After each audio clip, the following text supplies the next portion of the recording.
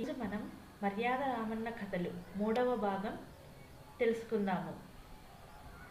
కథ పేరు అదే కావాలి. మదనపురానికి సమీపంలో ఒక అగ్రహారం ఉంది. దానిలో నివసించే ఒక బ్రాహ్మణుడికి 60 ఏళ్ళు నిండాయి. ఆ సందర్భంగా అతనికి షష్ఠిపూర్తి ఉత్సవం జరపాలని నిర్ణయించారు. ఆ ఉత్సవంలో బ్రాహ్మణ పెద్దను ఏనుగు మీద ఊరేగించడం అనేది ఒక అంశం.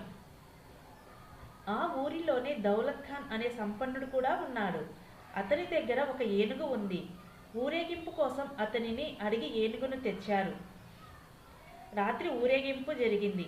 అప్పటికే చాలా కాలము అవటం వల్ల ఏనుగుని తెల్లవారాక స్వంత దారునికి ఇచ్చేద్దాం అనుకున్నారు. కానీ దురదృష్టవశాత్తు తెల్లవారుజామున ఆ ఏనుగు కన్ను మూసేసింది. అది తెలిసిన దౌలత్ ఖాన్ మండిపడిపోయాడు. బ్రాహ్మణులు అంతా కలిసి అతని దగ్గరికి వెళ్ళారు. జరిగిన దానికి మేము చాలా విచారిస్తున్నాం. ఇలా అవుతుందని అనుకోలేదు. రాత్రి తెల్లవారేంతలో ఏనుగు మరణించటం అత్యంత దురదృష్టకరం. ఏనుగు ఖరీదు చెబితే ఇచ్చుకుంటాం అన్నారు బ్రాహ్మణులు. కోపంగా ఉన్న దౌలత్ ఖాన్, నాకు ఏనుగు వేల అక్కర్లేదు. నేను మీ కంటికి ఏనుగు నమ్ముకునేవాడిలానా కనిపిస్తున్నానా అని అంతెత్తున ఎగిరాడు. పోనీ మరో ఏనుగుని మేమే కొనిస్తాం అని విన్నవించారు బ్రాహ్మణులు. అలా కుదరదు అనేశాడు దౌలత్ ఖాన్. మరేం చేయమంటారు? తెల్లబోయి అడిగారు బ్రాహ్మణులు. నాకు నా ఏనుగే కావాలి. దాని వెలా వద్దు. దానికి బదులు మరో ఏనుగు వద్దు ఖచ్చితంగా చెప్పేశాడు దౌలత్ ఖాన్.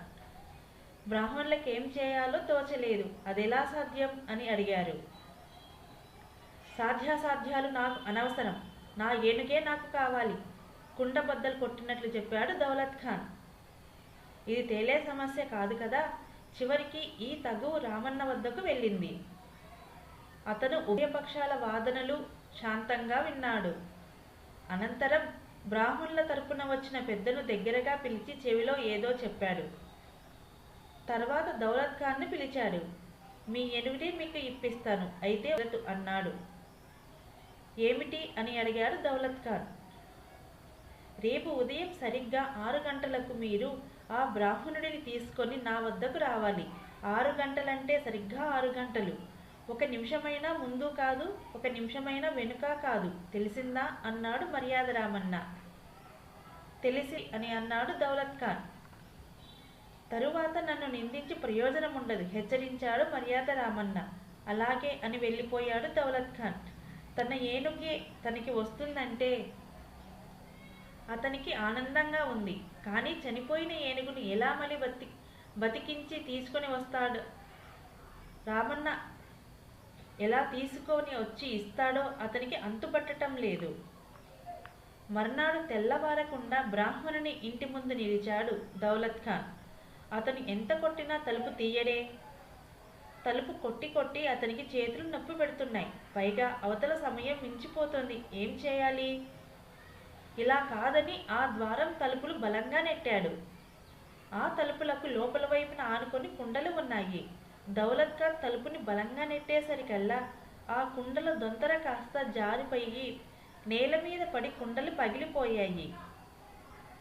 లోపల నుంచి బ్రాహ్మణుడు వచ్చి అవి చూసి, నా కుండలన్నీ పగలగొడతావా? ముందర నా కుండలన్నీ నాకివ్వు అని కస్సుమన్నాడు. అక్కడ రామన్న, అయ్యా విప్రోత్తమా, ఈ ఉదయం దౌలత్ ఖాన్ గారు ఏనుగుని ఇస్తాను అన్నారుగా, ఇవ్వండి ఆలస్యం చేయకుండా అన్నాడు ఏమీ ఎరగనట్లే. అయ్యా రామన్న గారు, ఈ దౌలత్ ఖాన్ గారు నావి 6 దొంతరుల కుండలన్నిటినీ ముక్కలు ముక్కలు చేసేశారు. ముందా సంగతి తేల్చండి అని అడిగాడు బ్రాహ్మణుడు. దొంతర కుండలు ఏమిటి? దౌలత్ ఖాన్ పగలగొట్టడం ఏమిటి? అడిగాడు రామన్న ఏమీ తెలియనట్లు. వాళ్ళిద్దరూ జరిగింది చెప్పారు. అది జరిగింది. నేనా కుండల ఖరీదు అతనికి చెల్లించేస్తాను అన్నాడు దౌలత్ ఖాన్.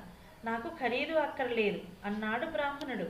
పోనీ కొత్త కుండలు కొని ఇస్తాను. నాకు కొత్త కుండలు అసలు అక్కరే లేదు మొండిగా చెప్పాడు బ్రాహ్మణుడు.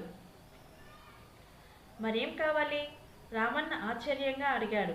నా కుండలే నాకు కావాలి భీష్మించుకున్నట్లు చెప్పాడు బ్రాహ్మణుడు. అది అన్యాయం. పగిలిపోయిన కుండలు మళ్ళీ ఎలా వస్తాయి భయ్యా? ప్రతిమలాడుతున్నట్లే అడిగాడు దౌలత్ ఖాన్.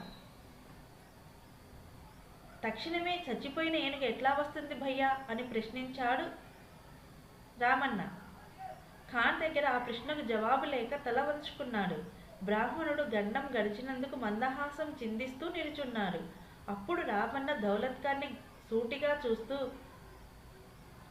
నువ్వా కుండలికి డబ్బులు ఇచ్చేసి నీ ఏనుగుకి డబ్బు తీసుకో, లేదా కొత్త కుండలు కొని ఇచ్చేసి వారు కొని ఇచ్చే ఏనుగుని తీసుకో, లేదా వాళ్ళ కుండలు వాళ్లకు ఇచ్చి నీ ఏనుగుని నీవు తీసుకుందువు గాని ఈ మూడింటిలోనూ నువ్వు ఏమి చేస్తే ఆ బ్రాహ్మణుడు అదే చేస్తాడు అన్నాడు.